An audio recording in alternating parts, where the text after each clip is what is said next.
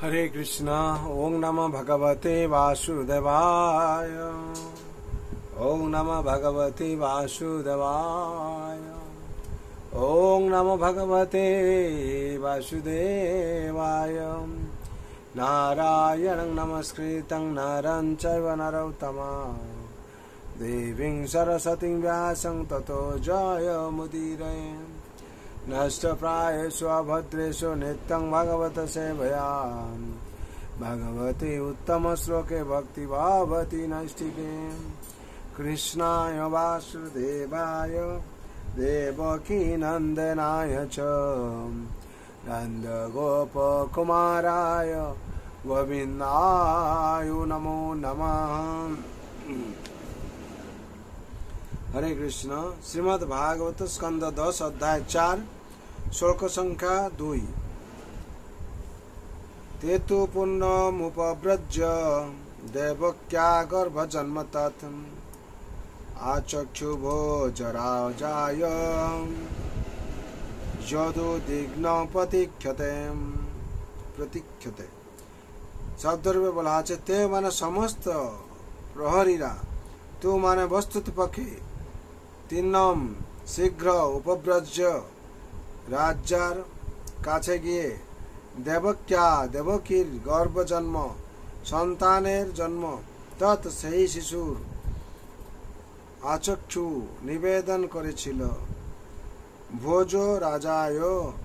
ভোজরাজ কংসকে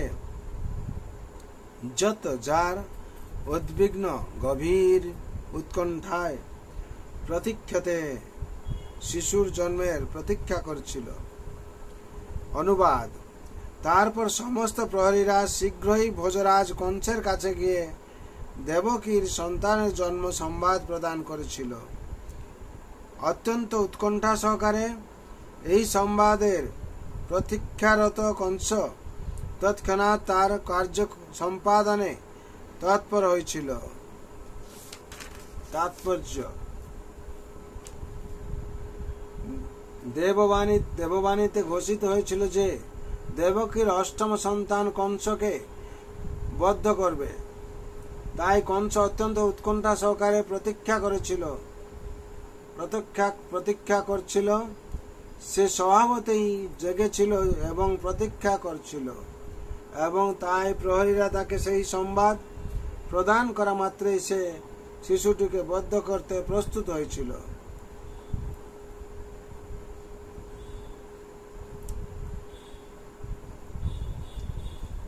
श्लोक संख्या 3।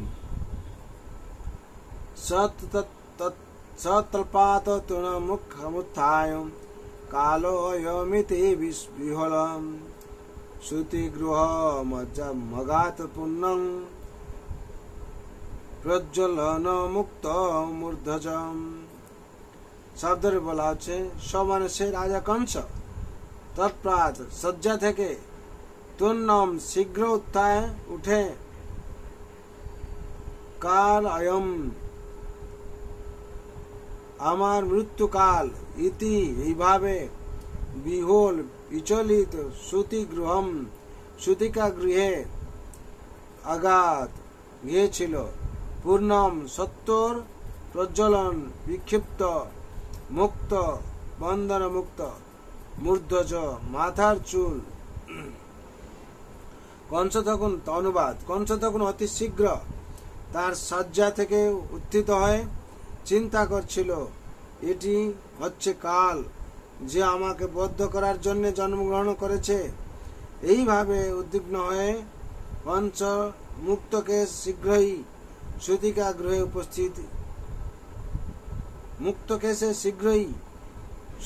গৃহে উপস্থিত হয়েছিল।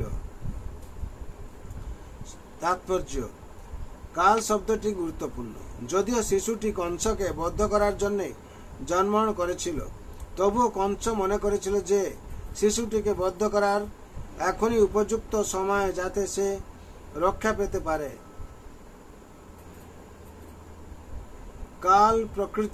কাল প্রকৃতপক্ষে ভগবানেরই আরেকটি নাম। তিনি যখন সংহার করার উদ্দেশ্যে আবির্ভূত হন, তখন তাকে বলা হয় কাল। অর্জুন যখন শ্রীকৃষ্ণের বিশ্বরূপ দর্শন করে তাকে জিজ্ঞাসা করেছিলেন, আপনি কে? তখন ভগবান বলেছিলেন যে তিনি হচ্ছেন কাল, মূর্তিমান, মৃত্যু। প্রকৃতির নিয়মে যখন অবাঞ্ছিত জনসাধারণের সংখ্যা বৃদ্ধি হয় তখন কাল প্রকট হয় এবং ভগবানের ব্যবস্থাপনায় যুদ্ধ, মহামারী, দুর্ভিক্ষ ইত্যাদি রূপে জনসাধারণ পাইকারি হারে নিহত হয়। তখন নাস্তিক রাজনীতিবিদেরাও ভগবান অথবা দেবতাদের কাছে আত্মরক্ষার জন্য প্রার্থনা করে মন্দির, মসজিদ অথবা গির্জায় যায়। তার পূর্বে তারা ভগবানকে অথবা ভগবানের ইচ্ছাকে জানার কোনো রকম প্রয়াস করেনি। কিন্তু কাল আবির্ভূত হওয়ার মাত্রেই তারা বলে ভগবানের কৃপা। মৃত্যু হচ্ছে মহাকাল বা ভগবানেরই আর একটি রূপ। মৃত্যুর সময় নাস্তিকদের অবশ্যই মহাকালের কাছে আত্মসমর্পণ করতে হয় এবং ভগবান তখন তার সর্বস্ব হরণ করেন। মৃত্যু সর্বহরস্যাহম এবং তাকে আর একটি শরীর গ্রহণ করতে বাধ্য হতে হয় তথা দেহান্তর প্রাপ্তি। নাস্তিকেরা সেই কথা জানেন না এবং তা জানলেও তারা তা উপেক্ষা করে যাতে তারা তাদের ইচ্ছা অনুসারে জীবন যাপন করতে পারে। কৃষ্ণ ভাবনামৃত আন্দোলন মানুষকে শিক্ষা দেওয়ার চেষ্টা করছে যে তারা কিছু কালের জন্য মহারক্ষক অথবা মহান প্রহরী রূপে আচরণ করলেও মৃত্যুরূপী কালের আবির্ভাব হওয়ার সঙ্গে সঙ্গে প্রকৃতির নিয়মে তাদের আর একটি সে দেহ গ্রহণ করতে হবে। সেই কথা না জেনে তারা অনর্থকর রক্ষী কুকুরের মতো আচরণ করে তাদের সময়েরও অপচয় করে এবং ভগবানের কৃপা লাভ করার চেষ্টা করে না। যে সম্বন্ধে স্পষ্টভাবে বলা হয়েছে অপ্রাপ্য মাং নিবর্তন্তে মৃত্যু সংসারবর্তিনী। কৃষ্ণ ভাবনাহীন মানুষকে নিন্দা করা হয়েছে, কারণ পরবর্তী জীবনে সে কি হবে তা না জেনে জন্ম মৃত্যু চক্রে বিচরণ করতে থাকে। হরি বল। এখানে 2 নম্বর 3 নম্বর শ্লোকের তাৎপর্য সম্পূর্ণ হলো। বিশেষ করে এই তাৎপর্য থেকে আমরা কি শিখে পাচ্ছি না, ভগবান হচ্ছেন কাল। কংস ভেবেছিল এই যে সন্তান অষ্টম গর্ভে এসছে তাকে আমি হত্যা করব, কেন? আমার কালকে কেউ হত্যা করতে পারবে না। কাল হচ্ছে সর্বহরণ করে নেবে।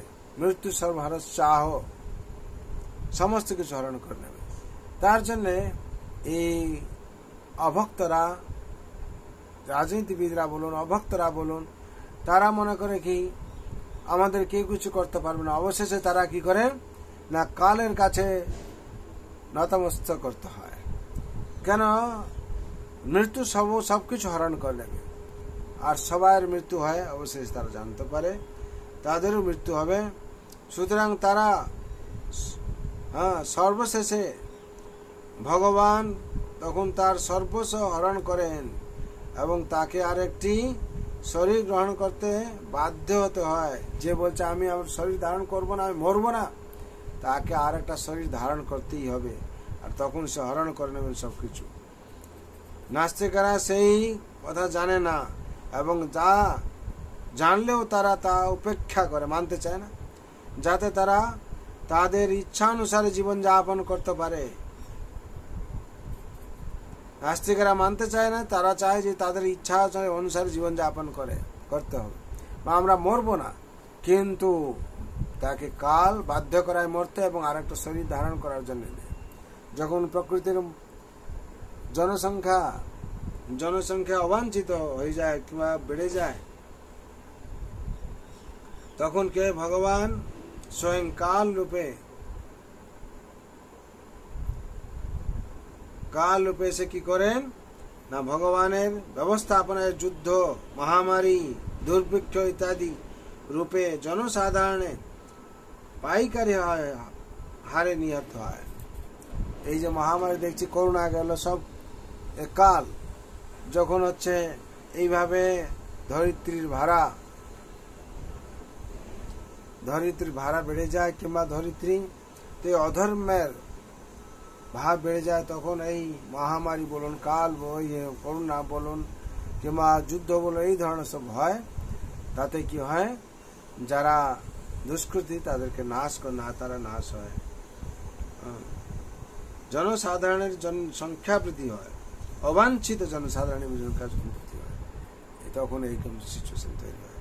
তার জন্য এইখান থেকে আমরা বুঝতে পারছি ভগবান হচ্ছেন মহাকাল, কালোস্মী লোক ক্ষয়কৃত প্রবৃত্ত। ভগবান হচ্ছেন কালোস্মী স্বয়ং কাল। যখন আমরা সেই ভগবান রাতুল চরণে আত্মসমর্পণ করব, তাহলে ভগবান আমাদের সর্বাবস্থা থেকে রক্ষা করবে। তার জন্য আপনাদের সবাইয়ের মঙ্গলের জন্য, শান্তির জন্য ভগবান রাতুল চরণে আমি প্রার্থনা করছি। সর্বভবন্তু সুখিনঃ, সর্বে শান্তু নিরাময়, সর্বভদ্রাণি পশ্যন্তু, মা কশ্চিৎ দুঃখ ভাগ ভবেৎ। हरे कृष्ण कृष्ण कृष्ण हरे हरे, हरे राम राम राम हरे हरे। जय नाम महाप्रभु की जय, जगत गुरु शिल प्रभुपाद की जय, श्री गुरु महाराज की जय, श्रीमद् भागवत महापुराण की जय, श्रीमद् भगवद्गीता तथाति की जय, अनंत कोटि वैष्णव भक्त वृंद की जय, उपस्थित भक्त वृंद की जय।